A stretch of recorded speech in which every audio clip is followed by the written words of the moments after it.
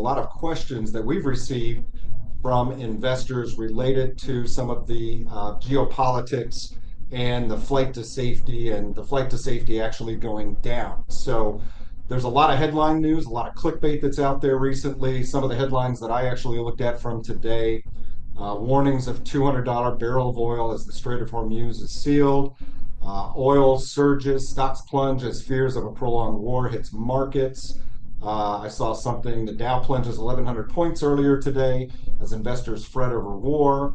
A lot of concerns over crude futures surging as much as 13% to top 82 a barrel, with West Texas crude just below 71.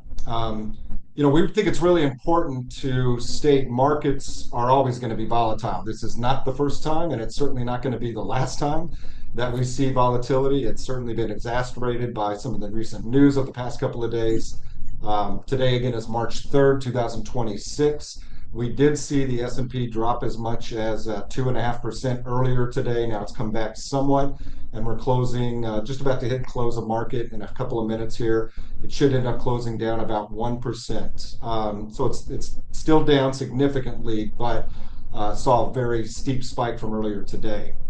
What about price earnings? Price earnings for the S&P still sits around 30. The cyclically adjusted ratio is closer to 40, but keep in mind that really should be in normal times around 15 or 20, even a tad higher when you think about high growth technology stocks. And we have had some blips along the way, like COVID, but it has essentially been 26 years since we've had a major market correction. So the big question again is generally what happens when there is global unrest and uncertainty.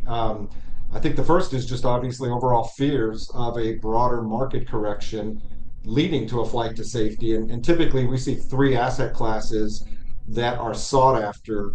The first one is precious metals, gold specifically. The other is treasuries. And the third is real estate, although we've seen record high gold prices as well. So, Ty, let me turn it over to you for a minute and just get your perspective on what you've generally seen in periods of volatility and how real estate reacts to that. Yeah, well, I think, we've been discussing for quite some time now that this economic environment and this looming, if you will, market correction mirrors very similarly to the 1999-2000 dot-com bust. Which, that bubble happened, and then there very soon after 18 months or so, we went to war because of the World Trade Center conflict and everything that happened because of that. And so, there's a lot of similarities here. Conflict brings, especially conflict in the Middle East, brings a number of concerns to the marketplace. This time we've got these AI stocks that have significantly been arbitrarily valued based on expectations, and those expectations of what they're going to bring to the marketplace have maybe dipped a little bit over the last few months, and we're starting to see somewhat of a correction there. And then you bring in this conflict, and it's going to exasperate that more so. And you step back and you've got to look at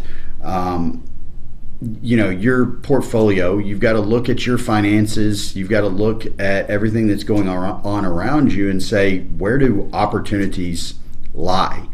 And if for somebody like myself, leading into this, I've been looking at a number of and acquiring a number of defense stocks for the last 6 months or so. About 12 months ago, my dad and I sat down. We had a long conversation about our portfolios, and started really looking at a number of defense stocks at that point.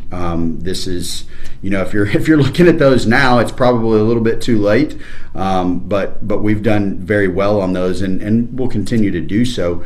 But we're also going to see a lot of these tech stocks start to revalue pretty quickly, and so you've got to say, okay, where does the opportunity lie? And we've seen infrastructure being moved from the colder markets where typically it's more efficient to get energy because you don't have to cool a large hot space, with all the computers that are running, but they're looking at areas that have low infrastructure now and focusing more on the incentives that those markets and those communities will bring for building infrastructure in the area to run these tech companies. And so, we've got portfolios in a number of target cities that these tech companies have identified as